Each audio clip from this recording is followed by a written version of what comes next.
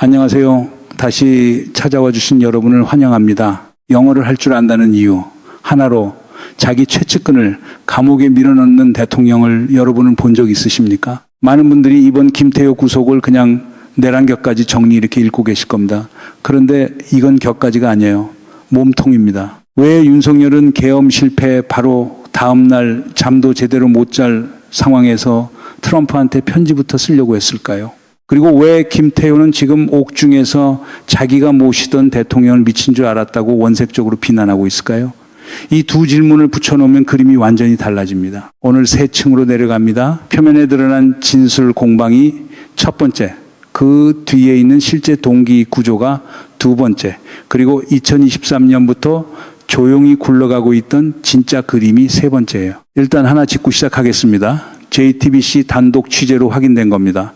윤석열이 종합특검 조사에서 이렇게 진술했어요. 김태효가 영어를 하니 미국의 알리라고 한 것 같다. 자기 오른팔로 데리고 다녔던 사람을, 자기 안보 실세로 불렸던 사람을 이렇게 팔아버린 겁니다. 이 한 문장이 왜 옥중에 있는 김태효를 폭발시켰는지 지금부터 하나씩 뜯어보겠습니다. 한번 보세요. 이건 단순한 개인 구속 사건이 아니에요.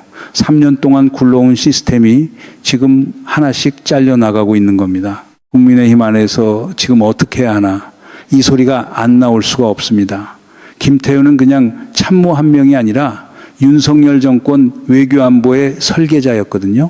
그 설계자가 옥중에서 대통령을 뒤집고 대통령이 특검에서 설계자를 뒤집는 그림, 이걸 뭐라고 표현해야 할까요? 그런데 이 사건 조중동 계열에서는 대부분 수사 절차 각도로만 다루고 있어요. 진짜 물어야 할 질문. 그러니까 왜 하필 안보실이 계엄 정당화 메시지를 미국에 보내려 했는가? 이건 거의 안 짚습니다. 지금 국민의힘 상황이 딱 벌거벗은 임금님 행차 그림이에요. 다들 옷 멋지다고 해줘야 되는 분위기인데 김태효 옥중 진술이 옷 안 입었다고 한마디 툭 던진 거죠. 표면 밑에 뭐가 있는지 하나씩 가봅시다. 먼저 시간 순서부터 정리하겠습니다. 2024년 12월 3일 밤 계엄 선포 직전에 국무회의가 열립니다. 이 자리에서 윤석열이 이렇게 말해요. 안보실이 미국과 일본에 계엄을 알릴 것이다. 회의 끝난 뒤에 신원식 당시 안보실장과 김태효 1차장 딱 2명만 따로 부릅니다. 그리고 지시가 나갑니다. 윤석열의 특검 진술을 그대로 옮기면 이렇습니다. 김태효가 영어를 하니 미국에 알리라고 했던 것 같다. 이 문장 대통령이 자기 최측근한테 국가 최고 기밀 지시를 내리는 순간을 이렇게 흐릿하게 진술할 수 있는 건지 저는 잘 모르겠습니다. 그런데 이 흐릿한 문장이 김태효를 감옥에 넣었어요. 계엄 다음 날 새벽 김태효가 안보실 관계자에게 대통령 지시라며 메시지를 불러줬다고 특검 조사에서 진술이 나왔습니다. 그 안보실 관계자 이렇게 말했어요. 받아 적으라 했다. 종북 좌파 같은 표현이 나오는 문장이 거칠어서 실제로 전달될 거라고는 생각도 못했다. 그리고 이렇게도 진술했습니다. 계엄전도 아니고 실패한 다음 날 메시지를 보내려 한 게 황당했다. 여러분, 이 진술 그냥 넘어가시면 안 됩니다. 안보실 안에 있던 사람이 자기 상관의 지시에 대해서 특검한테 황당했다고 표현한 겁니다. 이게 무슨 무게냐면요. 내부에서 이미 이건 정상 궤도를 벗어났다고 판단하고 있었다는 뜻이. 문서 자체도 확보됐습니다. 제목이 트럼프 측에 대한 추가 설명. 2장짜리예요. 결제 라인 보시면 김태효, 신원식까지 사인이 되어 있습니다. 그러니까 이건 김태효 개인의 즉흥적인 문서가 아니에요. 대통령실 시스템을 태워서 나간 공식 문서입니다. 문서 안에 뭐가 있냐? 네 문장이 핵심이에요. 외교에 있어서 한미 관계를 최우선 가치로 삼고 있다. 미국 신행정부와도 이런 입장에 기초해서 관계를 맺을 것이다. 여기까지는 그냥 외교 문구예요. 그런데 그 다음이 문제입니다. 트럼프의 철학을 지지한다. 그리고 자유민주주의 신념과 기독교적 가치관에 입각해 대한민국을 운영하려 노력해왔다. 솔직히 이 문장 처음 봤을 때 눈을 의심했습니다. 트럼프의 철학을 지지한다. 이 문장이 대한민국 대통령실 명의로 백악관에 보내는 문서에 들어가 있다는 게요. 이게 국가 대 국가 소통입니까? 그냥 트럼프 팬클럽 회원가입사에 가까워요. 그런데 여기까지도 김태효는 부인했습니다. 골드버그 대사와 통화한 것도 부인하고 지시받은 것도 부인하고 윤석열에 대해서는 오히려 미친 줄 알았다며 선까지 그었어요. 하급자들, 그러니까 하급자들이 주도했다고 특검 조사에서 말합니다. 그런데 대질 조사가 걸립니다. 안보실 관계자가 김태효 앞에서 대통령 지시라며 메시지를 직접 불러줬다고 진술하고 그 자리에서 김태효 방어 논리가 무너져요. 여기에 결정적인 게 하나 더 붙습니다.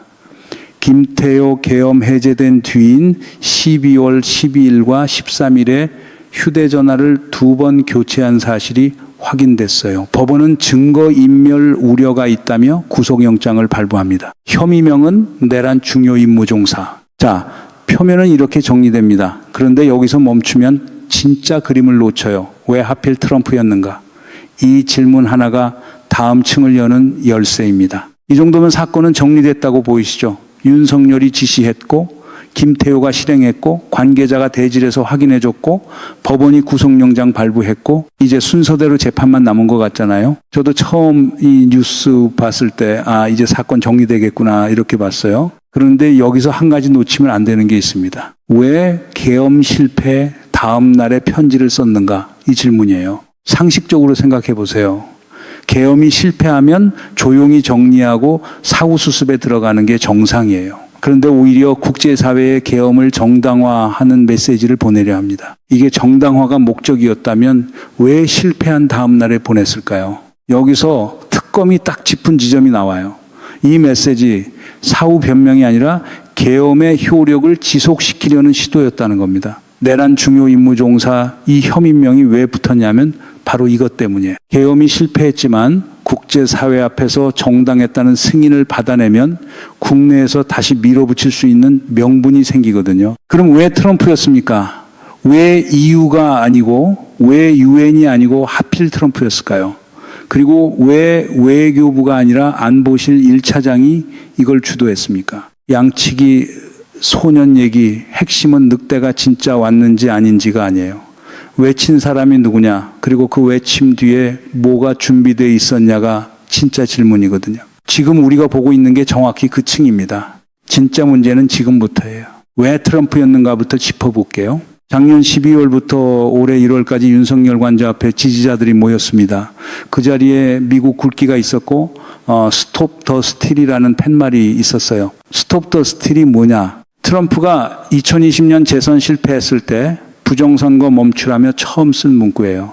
그 이후에 미국 지지자들이 불복 시위에서 외쳤던 구호고요. 그게 왜 지금 한국 관저 앞에 등장했을까요? 트럼프가 우리를 구해줄 거다. 이 프레임을 윤호 개인 세력이 공공연히 밀고 있었어요. 옥중 편지 받았다고 알려진 전한길 씨는 공개적으로 트럼프한테 사면 요청까지 했습니다. 그럼 윤석열이 계엄 다음 날 트럼프에게 쓴 편지 어떻게 읽어야 하냐?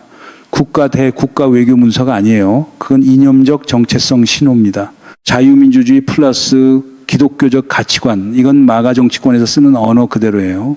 대통령이 외교 문서로 파벌간 코드 신호를 보낸 거죠. 나 트럼프 편이니까 구해달라 이 신호. 이게 무슨 외교입니까? 취업 지원서예요, 사실상. 그리고 이 편지 안보실만 움직인 게 아니에요. 외교부까지 동원됐습니다. 계엄 다음 날인 12월 5일 오후에 외교부 부대변인이 외신 기자들한테 자료를 개인적으로 보냅니다. 자료 내용에 뭐가 있냐? 이번 비상계엄은 헌법주의자이자 자유민주주의 헌정질서를 누구보다 숭배하는 대한민국 대통령으로서 내린 결단이다. 국회가 헌정질서를 파괴했다. 45년 동안 이런 야당은 없었다. 지금 계엄 재판에서 윤석열이 줄곧 주장해 온 논리 그대로예요. 이 자료 어디서 왔냐 물었더니 부대변인이 대통령실 비서관실에서 받았다고 국회에서 답변했습니다. 그럼 외교부 장관은 이 사실을 알았냐? 몰랐어요. 외교부 차관도 몰랐어요. 국가 외교 시스템을 우회해서 대통령실이 직접 외교부 하급자한테 자료를 던져 배포시킨 겁니다. 이게 왜 심각한 사안이냐면요. 외교부 부대변인이 대통령실 오기 전에 어디 있었냐면 대통령실 미래정책 비서관실에서 행정관으로 있었어요. 그러니까 대통령실 사람이 외교부에 심어져서 외교부 시스템을 통해 사실상 대통령실 문서를 배포한 그림입니다. 이제 두 번째 축으로 넘어갑니다.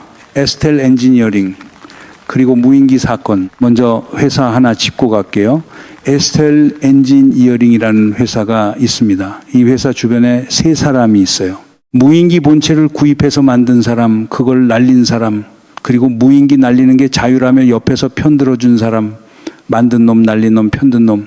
그리고 야당 의원실에서 짚은 게 그 위에 시킨 놈이 있다는 겁니다. 그 시킨 놈으로 지목되는 인물이 김태효라는 지적이 나왔어요. 아직 확정된 건 아니고 정황입니다. 그 정황을 좀 보시겠습니다. 2022년 8월부터 2023년 3월 사이에 오시성을 가진 중령 한 명이 안보실 1차장실로 배속됩니다.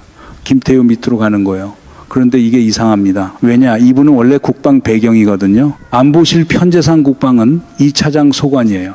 그런데 왜 외교 담당인 1차장 밑으로 갔을까요? 그것도 그냥 배송만 되는 게 아니라 3개월 만에 김태효가 이분을 데리고 속초 HID를 방문합니다. 이때 윤석열 방문 계획까지 논의된 걸로 확인됐어요. 그 다음이 결정적입니다. 2023년 9월 국방부가 드론 사령부를 창설한 바로 그날, 같은 날 에스텔 엔지니어링이 등기를 올려요. 우연이라고 보기 어렵죠. 그리고 2024년에는 정보사가 이 관련자들한테 1,300만 원씩 지원해서 NK 모니터링, 글로벌 인사이트 이런 인터넷 언론사 두 곳이 세워집니다. 정보기관 돈이 사설 언론사 등록 자금으로 흘러간 정황이에요. 여기까지가 심각해요. 그런데 하나 더 있습니다. 야당 의원실이 오늘 아침에 발견한 게 윤석열 정부 시절 통일부 보조금 받은 미상단체 목록에 에스텔 엔지니어링이 포함되어 있다는 거예요. 불꽃까지 흘러간 정황이라는 뜻입니다. 그리고 김태효 본인 진술 근거로 그는 정보사 출신 요원한테서 무인기 관련 보고를 여러 차례 직접 받았어요. 그 보고 중에 평양 작전도 포함되어 있었다는 얘기가 있습니다. 안보실 관계자의 표현을 그대로 옮기면 이런 공작의 때와 장소와 시기를 판단할 수 있는 사람이 그 시점 안보실의 김태효뿐이었다는 거예요. 정리하면 이렇습니다.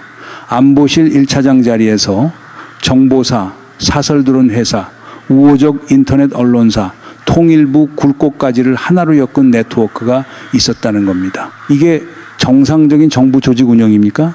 별주부전 토끼가 빼러가는 그 길이 지금 우리 눈앞에 있는 거예요. 트럼프한테 용궁 좋다고 말하는데 실은 처음부터 노린 게 따로 있었던 겁니다. 이 패턴 처음이 아니에요.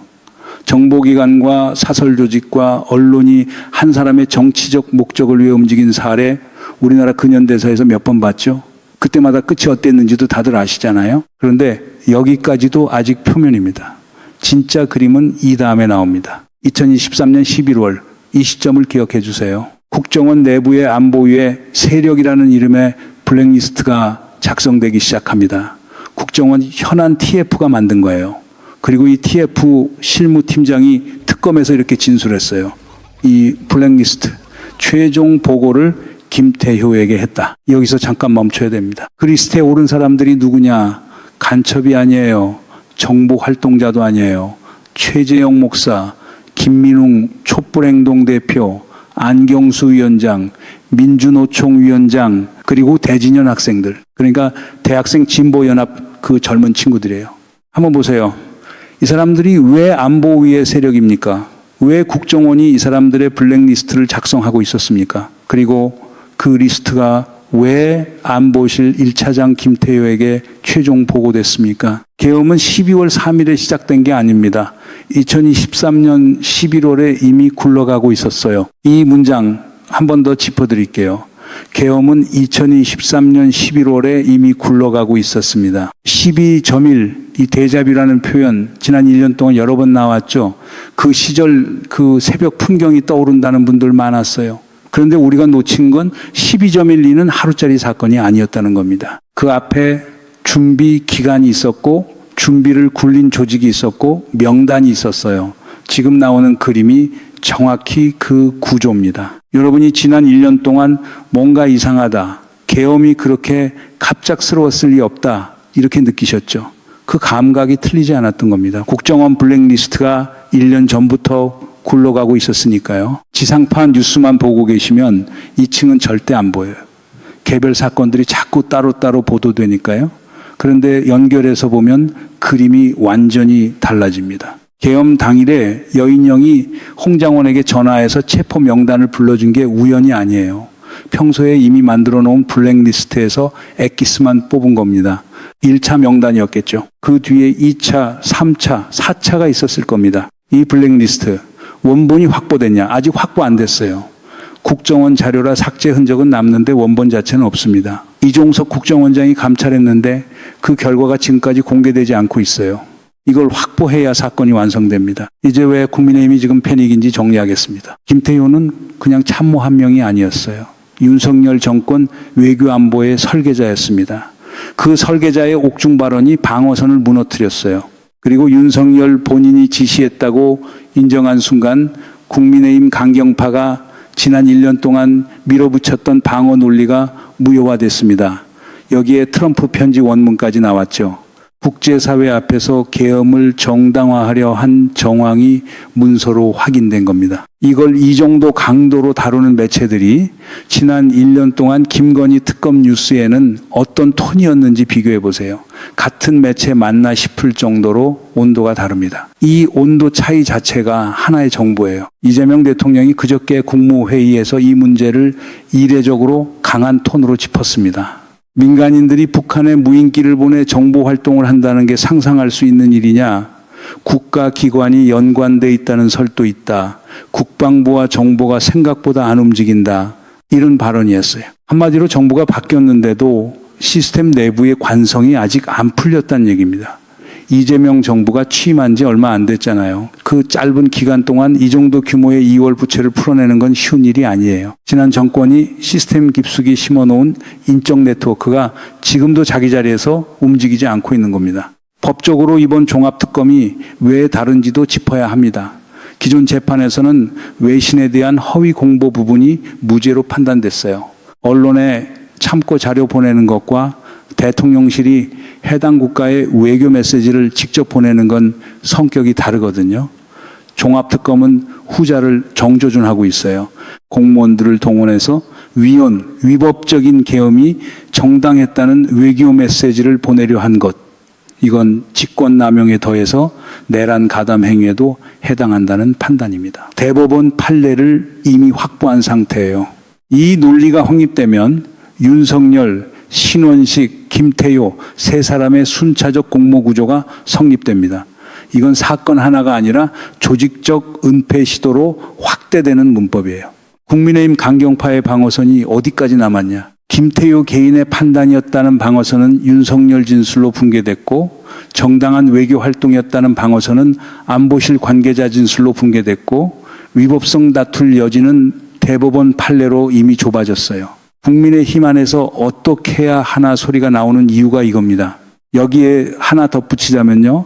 이 사건이 지금 김태효 한 사람으로 끝나지 않는 이유가 결제 라인에 있어요. 트럼프 편지 결제가 김태효 신원식까지 올라가 있죠. 그럼 그 위는 누구입니까? 대통령이에요. 그리고 대질조사에서 안보실 관계자가 김태효가 대통령 짓이라며 메시지를 불러줬다고 확인해 준 순간 이 라인이 위로 뚫린 겁니다. 특검이 조태용 전 국정원장과 홍장원 전 1차장을 이번 주 순차적으로 소환한 것도 이 라인 확인 작업의 일부예요. 조태용은 김태효 라인으로 분류되고 홍장원은 그와 결이 다른 진술을 낸 인물입니다. 이 두 사람 진술이 어긋나는 지점에서 뭐가 튀어나올지 이번 주 안에 확인될 겁니다. 영상 시작할 때 제가 물었죠.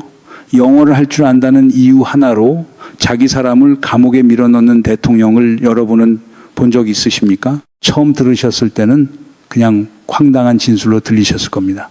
그런데 이제 다시 들으면 다르게 들리실 거예요. 영어를 하니까 이 말이 실무적인 이유가 아니에요. 김태효가 트럼프에게 편지를 보낼 수 있는 위치에 있었으니까, 계엄 정당화 인프라의 핵심 노드였으니까 그 표현이 나온 겁니다. 다시 말하면 윤석열의 그 흐릿한 진술이 김태효가 이 시스템에서 실제로 어떤 역할이었는지를 정확하게 폭로한 문장이에요. 1년 전 계엄 그 밤에 여러분이 느끼셨던 그 이상함, 왜 갑자기 왜 이렇게 준비 없이 그 감각이 틀리지 않았습니다. 준비가 없었던 게 아니라 우리가 그 준비 과정을 못 봤을 뿐이에요.